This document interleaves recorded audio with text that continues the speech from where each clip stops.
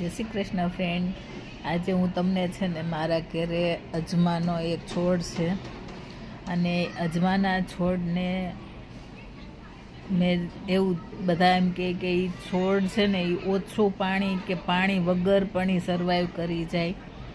તો મેં થોડાક દિવસથી એને પાણી જ નહોતું આપ્યું જોવા માટે કે સર્વાઈવ કરે છે કે નહીં. પણ હકીકત છે મિત્રો, જો આ છોડ છે એના પાન છે ને અમુક સુકાઈ ગયા, પણ એનું જે માથું છે ને એ હજી પણ નવા પાન કાઢે છે. જો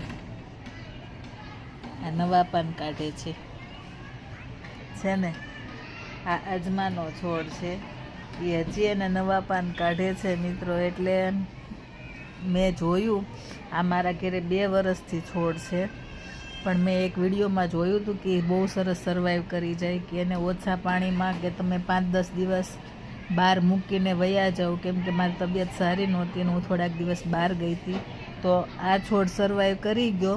અને આ કેરામાં મારે ફુદીનો હતો, એ ફુદીનો મારો બળી ગયો છે પાણી વગરનો. અને આ છે ને એ સર્વાઈવ કરી ગયું. આજે હવે એને પાણી આપશું અને એનું રિઝલ્ટ હું તમને 2 દિવસ પછી પણ બતાવીશ કે કદાચ એ પાણી આપ્યા પછી એનામાં કેટલો ગ્રો થાય છે.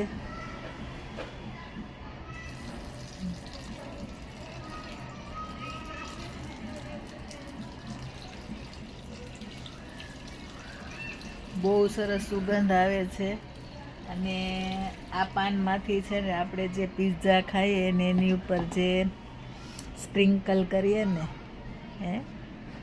આને પાન સૂકવીને મેં ઘણી વખત એવું બનાવેલા છે કે પાન થોડાક સૂકવી નાખવાના અને પછી એનો ભૂકો કરી નાખવાનો અને પિઝા ઉપર સ્પ્રિંકલ કરીને બહુ મજા આવે ખાવાની.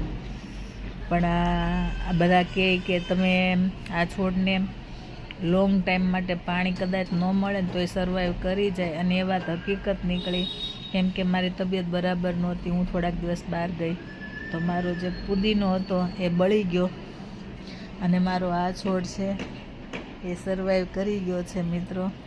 તો થેન્ક યુ ફોર વોચિંગ મારી ચેનલને જોવા માટે.